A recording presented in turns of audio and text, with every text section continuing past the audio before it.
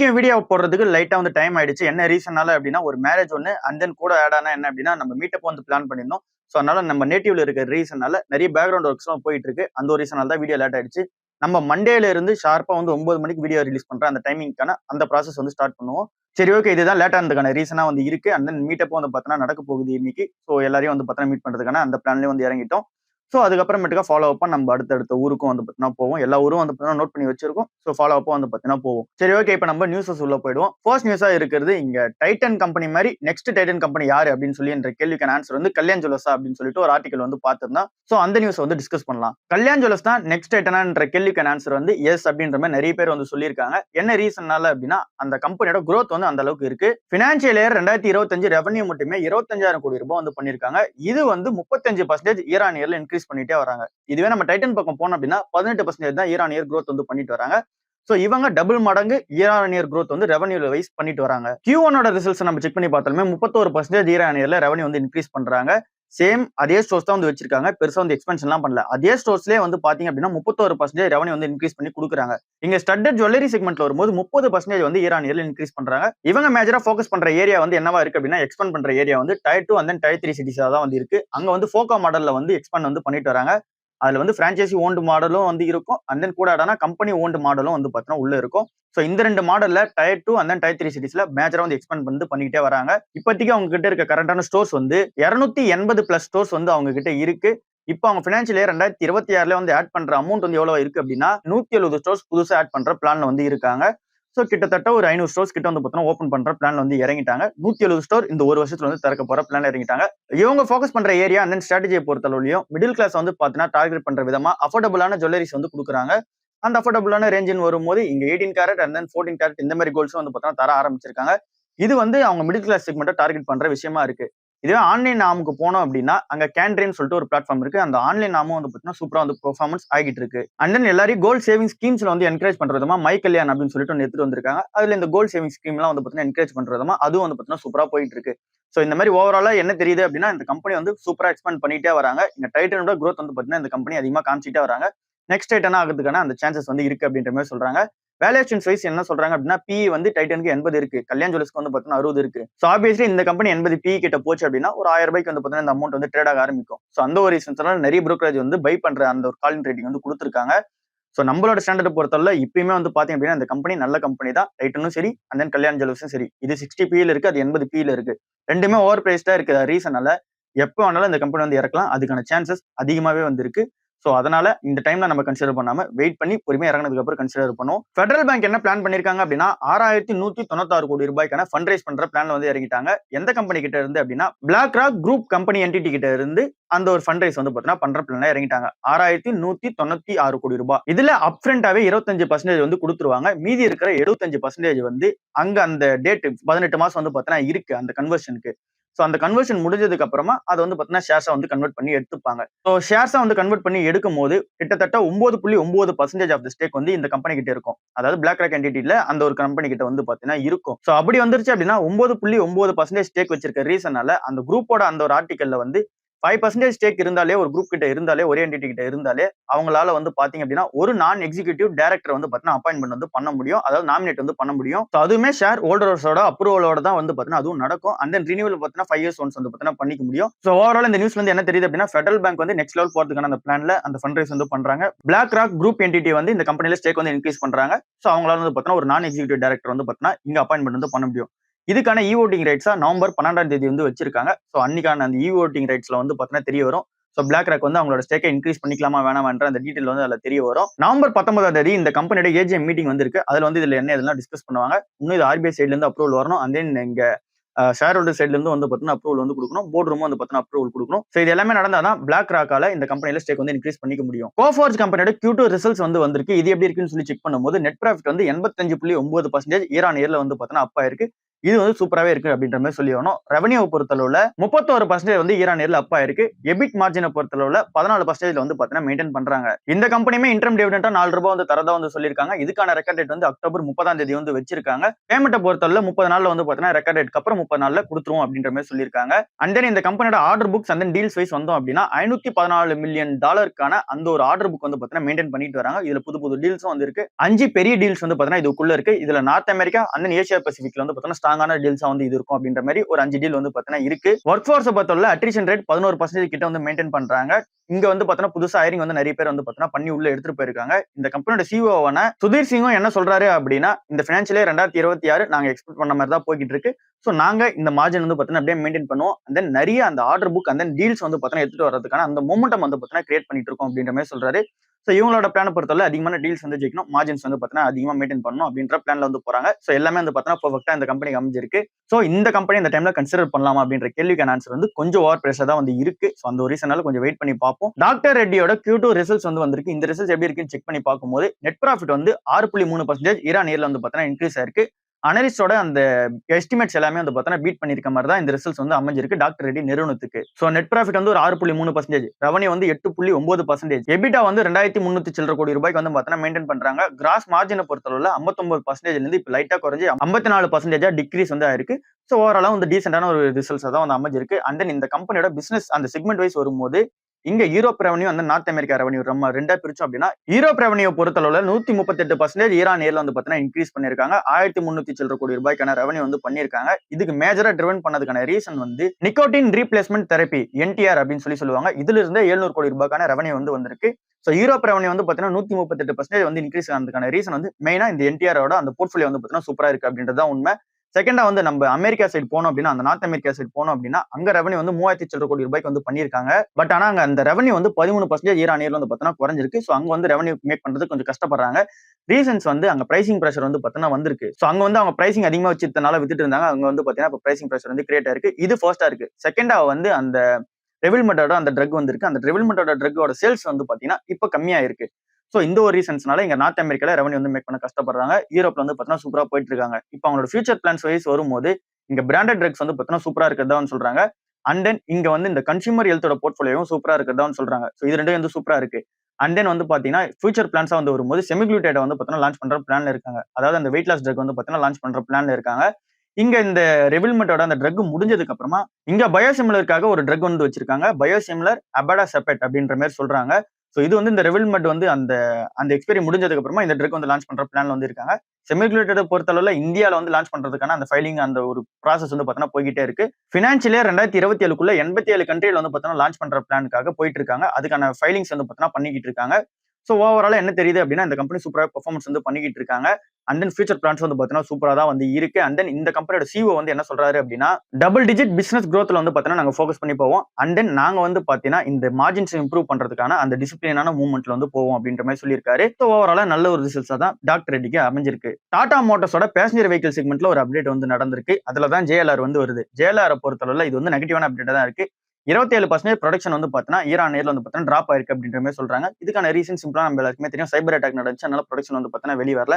இதனால 27% வந்து பாத்தீங்கன்னா இயர் ஆன் இயர்ல ப்ரொடக்ஷன் வந்து பாத்தீங்கன்னா வெளிய வரது கம்மியா இருக்கு. அப்படின்னா சிம்பிளா என்ன அப்படின்னா 100 கார் வந்து அங்க ப்ரொடக்ஷன் வந்து வெளிய வருது அப்படின்னா அது எல்லாமே சேல்ஸ் ஆயிடும். சோ அந்த 100 கார் வெளிய வரதுல இப்ப வெறும் வரப்போறது 27 கார் லெஸ் பண்ணி தான் வந்து வரப்போகுது.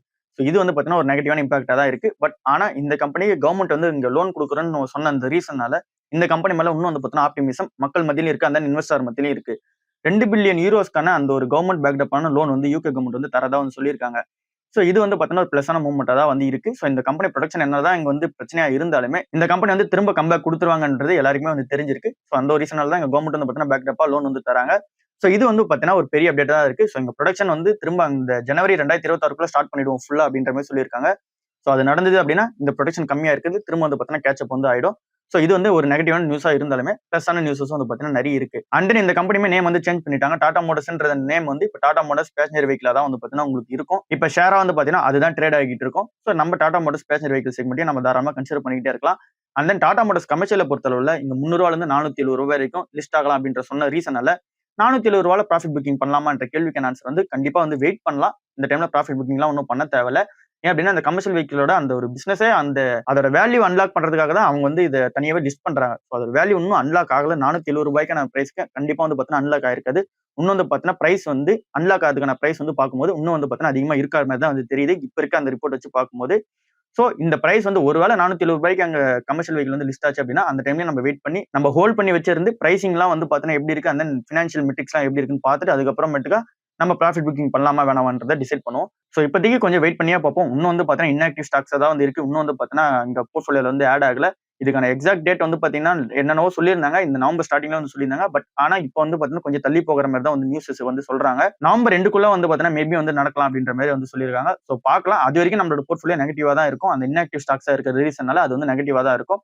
சோ அதனால பெருசா எதுவும் ஒரி பண்ணிக்க வேண்டாம். இன்ஃபோசிஸ் நிறுவனமே இங்க வந்து ஷேர் வந்து ஏறிக்கிட்டே இருக்கு. 1500 ரூபாய்க்கு மேல பாத்தீங்கன்னா இப்ப ட்ரேட் ஆக ஆரம்பிச்சிருக்கு. இதுக்கான ரீசன் என்னன்னு நம்ம எல்லாருக்குமே தெரியும். இந்த கம்பெனியோட ப்ரொமோட்டர்ஸ் வந்து அவங்களோட ஸ்டேக் வந்து சேல் பண்றதுக்கான அந்த பிளான் வந்து இல்ல. அதாவது இந்த பைபேக்ல வந்து பார்ட்டிசிபேட் பண்ண போறதா இல்லன்னு சொன்ன ரீசனால தான் இந்த கம்பெனியோட ஷேர் வந்து ஏறிக்கிட்டு இருக்கு. அதை தாண்டி இங்க ஃபண்டமெண்டல்ஸா எந்த ஒரு அப்டேட்டும் வந்து பாத்தீங்கன்னா வரல. அதாவது இங்க பிசினஸ் growth அந்த நியூஸ் எதுவுமே வரல. சோ இது ஏறிட்டு இருக்கிறதான ரீசன் இதுவா தான் இருந்திருக்கு. இதுவே நம்ம சிப்லா சைடு போனோம் அப்படின்னா 3% வந்து அந்த ஷேர் வந்து இறங்கி இருக்கு. எழிலி கூட பார்ட்னர்ஷிப் வச்சு அவங்க பிசினஸ் டீல்லாம் வந்து பண்ணியிருந்தாங்க. பட் ஆனாலும் அந்த லைசன்சிங் அக்ரிமெண்ட்லாம் வந்து பாத்தீங்கன்னா சூப்பரா நடந்தாலுமே 3% வந்து பாத்தீங்கன்னா அந்த ஷேர் வந்து இறக்கிருக்காங்க. சோ இந்த மாதிரி நல்ல நியூஸ் வந்தாலுமே இங்க ஷேர் வந்து இறக்குறாங்க. அண்ட் தென் வந்து பாத்தீங்கன்னா இங்க நல்ல நியூஸ் வந்தா ஷேர் வந்து ஏத்துறதுக்கான நியூஸும் வந்து பாத்தீங்கன்னா பாக்குறோம். ஏன்னா இங்க சிப்லால வந்தது நல்ல நியூஸ் தான், இன்ஃபோசிஸ்ல வந்து நல்ல நியூஸ் தான். பட் ஆனா இங்க இன்ஃபோசிஸ் ஏத்துறாங்க, சிப்லா வந்து பாத்தீங்கன்னா இறக்குறாங்க. சோ இப்போதைக்கு இருக்கிற நியூஸ் வந்து இன்ஃபோசிஸ் வந்து ஏறதுக்கான ரீசன் அதுவா இருக்கு. சிப்லா இறங்குறதுக்கான ரீசன் நல்ல நியூஸ் வந்ததுனால தான் இறங்குது. ஐடிசி ஓட்டஸோட Q2 ரிசல்ட்ஸ் வந்து பார்க்கும்போது சூப்பராவே இருக்கு அப்படின்ற மாதிரி தான் சொல்லி ஆகணும். இங்க நெட் ப்ராஃபிட் வைஸ் வந்தோம் அப்படின்னா 74% இயர் ஆன் இயர்ல வந்து பாத்தீங்கன்னா அப் பண்ணிருக்காங்க. ரெவன்யூ ஃப்ரம் ஆபரேஷன் 8%, எபிட்டா வந்து கொஞ்சம் அப் ஆகி இப்ப 17.7% வந்து பாத்தீங்கன்னா அப் ஆயிருக்கு. எபிட்டா மார்ஜினை பொறுத்தளவுல 29% வந்து மெயின்டைன் பண்றாங்க. இங்க இவங்களுக்கு ஹோட்டல் செக்மெண்ட்ஸ் மட்டுமே கான்ட்ரிபியூட் பண்ணது 822 கோடி ரூபாவா வந்து இருக்கு. இது வந்து இயர் ஆன் இயர்ல 7.8% வந்து பாத்தீங்கன்னா இயர் ஆன் இயர்ல இன்க்ரீஸ் ஆயிட்டு இருக்கு. இதை தாண்டி உங்களுக்கு ரியல் எஸ்டேட் செக்மெண்ட்டும் வந்து இருக்கு. அது இன்னும் ரெவன்யூ வந்து மேக் பண்ணி தரல அப்படின்றது தான் சொல்றாங்க. கொலம்போல வந்து அதுக்கான ப்ராஜெக்ட் வந்து போயிட்டு இருக்கு. ரியல் எஸ்டேட் ப்ராஜெக்ட் வந்து ஒன்னு போயிட்டு இருக்கு. அது முடிஞ்சது அப்படின்னா தான் ரெவன்யூ வந்து ஃபர்ஸ்ட் வந்து ஆட் ஆக ஆரம்பிக்கும். இப்போதைக்கு ரியல் எஸ்டேட்ல இருந்து ரெவன்யூ வரல. ஹோட்டல்ஸ்ல இருந்து மட்டும் தான் ரெவன்யூ வந்து மேக் பண்றாங்க. சோ இந்த அளவுக்கு நல்ல ரிசல்ட்ஸ் வந்து கொடுக்கிறதுக்கான ரீசன் என்ன சொல்றாங்க அப்படின்னா இவங்களோட ஆபரேஷன்ஸ் எஃபிஷியன்சி வந்து சூப்பரா இருக்கிறதா சொல்றாங்க. சோ ஆபரேஷன் எஃபிஷியன்சி சூப்பரா இருக்கு. அண்ட் தென் நீங்க ரூம் புக்கிங் வந்து பாத்தீங்கன்னா ஆவரேஜா வந்து பாத்தீங்கன்னா நடந்துருது அப்படின்ற மாதிரி சொல்றாங்க. சோ இந்த ஒரு ரீசனால இந்த கம்பெனிக்கு இந்த ரிசல்ட்ஸ் வந்து நல்லா வந்து அமைஞ்சிருக்கு. பட் ஆனா இந்த கம்பெனி இன்னும் ஓவர் பிரைஸ் தான் வந்து இருக்கு. சோ அதனால வெயிட் பண்ணி நம்ம பொறுமையா என்னதெல்லாம் கன்சிடர் பண்ணி பார்ப்போம். இப்போதைக்கு ஓவர் பிரைஸா தான் வந்து இருக்கு. சில்வர் அண்ட் தென் கோல்டு பொறுத்தளவுல ரெண்டுமே வந்து பாத்தீங்கன்னா விழுந்துகிட்டே இருக்கு. இதுக்கான ரீசன் என்னன்னு சொல்லி நம்ம நேத்தே டிஸ்கஸ் பண்ணிருந்தோம். அந்த நியூஸ் வந்து பாத்தீங்கன்னா இப்போவும் டாக் ஆஃப் த டவுனா வந்து இருக்கு. இங்க சில்வரும் கோல்டும் இறங்கிறதுக்கான ரீசன் வந்து இங்க எல்லாரும் ப்ராஃபிட் புக்கிங் வந்து பண்றாங்க. அண்ட் தென் இப்போ ஒரு புது நியூஸும் வந்திருக்கு. அக்டோபர் 30ஆம் தேதி இங்க ட்ரம்ப்பும் ஷி ஜின்பிங்கும் வந்து பாத்தீங்கன்னா மீட் பண்ணிக்க போறாங்க. அதுல வந்து யூஎஸ்க்கும் சைனாக்கும் நடுவுல அந்த ட்ரேட் அந்த சொல்யூஷன்ஸ் வந்து பாத்தீங்க அப்படின்னா இங்க வந்து ரிசல்யூஷன்ஸ் வந்து பாத்தீங்கன்னா சூப்பரா இருக்கும். ட்ரேட் டீல் வந்து பாத்தீங்கன்னா சூப்பரா முடிஞ்சிரும் அப்படின்ற மாதிரியான ஒரு எக்ஸ்பெக்டேஷன்ஸ் வந்து இருக்கு. சோ இங்க ரெண்டு கண்ட்ரிக்கு நடுவுல இங்க போர் இருந்தா தான் இங்க கமாடிட்டிஸ் எல்லாமே ஏற ஆரம்பிக்கும். இங்க ரெண்டு கண்ட்ரியுமே வந்து பாத்தீங்கன்னா சுமூகமா முடிஞ்சிருச்சு அப்படின்னா இன்வெஸ்டர்ஸ் யாருமே இங்க கோல்டு அண்ட் தென் சில்வர்ல வந்து வைக்க மாட்டாங்க. ஏன்னா அதை விட அதிக ரிட்டர்ன்ஸ் தரக்கூடிய இடம் வந்து ஷேர் மார்க்கெட்டா தான் வந்து இருக்கும். சோ அதனால எல்லாருமே மார்க்கெட் ஈக்விட்டி சைடு வந்து போயிடுவாங்க. சோ அந்த ஒரு ரீசனால இங்க எல்லாரும் ப்ராஃபிட் புக்கிங் பண்றாங்கன்றத சொல்றாங்க. அதுதான் உண்மையான ரீசனாவும் இருக்கு. இங்க கோல்டு அண்ட் தென் சில்வர் இறங்கிறதுக்கான ரீசன்ஸ். அண்ட் தென் ஓவர் பிரைஸ்டாவும் வந்து பாத்தீங்கன்னா ஏத்தி போய் வச்சுட்டாங்க. அதாவது ரொம்ப வந்து பாத்தீங்கன்னா இங்க அதிகமா ஏத்தி வச்சுட்டாங்க. சோ அதனால ஒரு சின்ன கரெக்ஷன்ஸ் வந்து பாத்தீங்கன்னா நடந்துகிட்டு இருக்கு. ஆதித்ய பிர்லா சன் லைஃப் ஏஎம்சியோட Q2 ரிசல்ட்ஸ் வந்து வந்திருக்கு. அண்ட் தென் HDFC ஏஎம்சியோட Q2 ரிசல்ட்ஸும் வந்திருக்கு. HDFC ஏஎம்சியோட ரிசல்ட்ஸ் வந்து நம்ம செக் பண்ணி பார்க்கும்போது எல்லாமே வந்து சூப்பரா தான் இருக்கு. ஆதித்ய பிர்லா சன் லைஃப் ஏஎம்சியோட அந்த ரிசல்ட்ஸ் வந்து செக் பண்ணி பார்க்கும்போது நெட் ப்ராஃபிட் வந்து 0.5% வந்து பாத்தீங்கன்னா விழுந்திருக்கு. கொஞ்சம் ஃபிளாட்டா தான் இருக்கு அப்படின்ற மாதிரி சொல்லணும். கொஞ்சம் வந்து பாத்தீங்கன்னா டிராப் ஆயிருக்கு net profit wise. Revenue wise வந்தோம் அப்படின்னா 9% இன்க்ரீஸ் பண்ணிருக்காங்க. ஏயுஎம் பொறுத்தளவுல 11% வந்து இன்க்ரீஸ் ஆயிருக்கு. சோ ஓவராலா ஒரு நல்ல ரிசல்ட்ஸா வந்து அமையல. பட் ஆனா ஃபிளாட்டா தான் வந்து இருக்கு. அண்ட் தென் இந்த company first quarter and then second quarter நம்ம கம்பேர் பண்ணி பார்க்கும்போது ரெண்டுத்தையும் ஆட் பண்ணி பார்த்தோம் அப்படின்னா அந்த ரிசல்ட்ஸ் வந்து சூப்பரா இருக்கு. பட் ஆனா இங்க Q2 ரிசல்ட்ஸா மட்டும் தனியா பார்க்கும்போது அந்த ரிசல்ட்ஸ் வந்து நெகட்டிவா தான் இருக்குன்றது தான் உண்மையா இருக்கு. இந்த டைம்ல இந்த ஸ்டாக் வந்து கன்சிடர் பண்றது ஓவர் பிரைஸ் தான். கொஞ்சம் வெயிட் பண்ணி பார்ப்போம். ஆதித்ய பிர்லா சன் லைஃபோட ஏஎம்சி ஸ்டாக் பொறுத்தளவுல இதுவே நம்ம HDFC லைஃப் ஏஎம்சி சைடு போனோம் அப்படின்னா அந்த கம்பெனி போனஸ் வந்து அனௌன்ஸ்மெண்ட் வந்து வேற பண்ணிருக்காங்க. சோ இந்த ஒரு ரீசன் வந்து பார்த்தோம்னா இன்னும் வந்து இந்த ஷேர் ஏறதுக்கான ரீசனா வந்து அமையுது. அண்ட் தென் இந்த கம்பெனியோட Q2 ரிசல்ட்ஸ் வைஸ் வந்தோம் அப்படின்னா ரெவன்யூ 15%, நெட் ப்ராஃபிட் 24%, ஏயுஎம் வந்து 14% வந்து பார்த்தீங்கன்னா இன்க்ரீஸ் ஆயிருக்கு. ஒரு நல்ல Q2 ரிசல்ட்ஸ் தான் வந்து அமைஞ்சிருக்கு. அண்ட் தென் இந்த கம்பெனியுமே போனஸ் இஷ்யூ வந்து தரப்போறதா சொல்லியிருந்தாங்க. அதுக்கான ரெக்கார்ட் டேட் வந்து நவம்பர் 26ஆம் தேதி வந்து வச்சிருக்காங்க. சோ இந்த போனஸ் தரதுக்கான ரீசன் வந்து இந்த கம்பெனி ஷேர் ஹோல்டர்ஸ் வந்து பார்த்தோம்னா அவங்களுக்கான அந்த ஒரு லாயலுக்காக ஒரு ட்ரீட்டா தான் வந்து பார்த்தோம்னா தந்திருக்காங்க. சோ இந்த கம்பெனி ஏற்கனவே அதிகமா டிவிடெண்ட் தரக்கூடிய ஒரு கம்பெனியா தான் இருக்காங்க. ஜூன் மாசம் மட்டுமே 90 ரூபாய் வந்து ஒரு ஷேருக்கு வந்து டிவிடெண்ட் வந்து அனௌன்ஸ்மெண்ட் வந்து பண்ணியிருந்தாங்க. சோ ஓவராலா என்ன தெரியுது அப்படின்னா அந்த கம்பெனியோட ரிசல்ட்ஸ் வந்து சூப்பரா இருக்கு. அண்ட் தென் போனஸ் இஷ்யூ வந்து பார்த்தீங்கன்னா கொடுத்துருக்காங்க. எல்லாமே நல்லா தான் இருக்கு. பட் ஆனா நம்ம இந்த போனஸ் இஷ்யூக்கு முன்னாடியே பார்ட்டிசிபேட் பண்ணலாமா இல்ல அதுக்கப்புறம் பார்ட்டிசிபேட் பண்ணலாமான்ற கேள்விக்கான ஆன்சர் வந்து இப்போதைக்கு சவுண்ட்ஃபுல்லான பிசினஸ் தான். பட் ஆனா ஓவர் பிரைஸ்ல வந்து இருக்கு. ஸோ இந்த டைம்ல கன்சிடர் பண்ண வேணாம். கன்சிடர் பண்ணோம் அப்படின்னா ஓரளவுக்கான இறங்கறதுக்கான சான்சஸ் வந்து அதிகமாவே இருக்கு.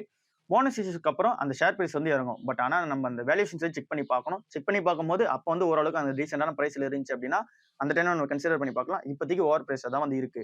ஸோ இங்க ஆதித்யா பிர்லா சன் லைஃபோட ஏஎம்சியுமே இங்க வந்து ஓவர் பிரைஸ் தான். அந்த நீங்க ஹெச்டிஎஃப்சியோட அந்த ஏஎம்சியுமே வந்து பாத்தீங்கன்னா ஓவர் பிரைஸ் தான் வந்து இருக்கு. செபி சைட்ல இருந்து ஒரு சர்வே வந்து நடத்திருந்தாங்க. அந்த சர்வேல என்ன சொல்றாங்க அப்படின்னா இன்டெண்டர்ஸ் வந்து அதிகமா வந்து இருக்காங்க.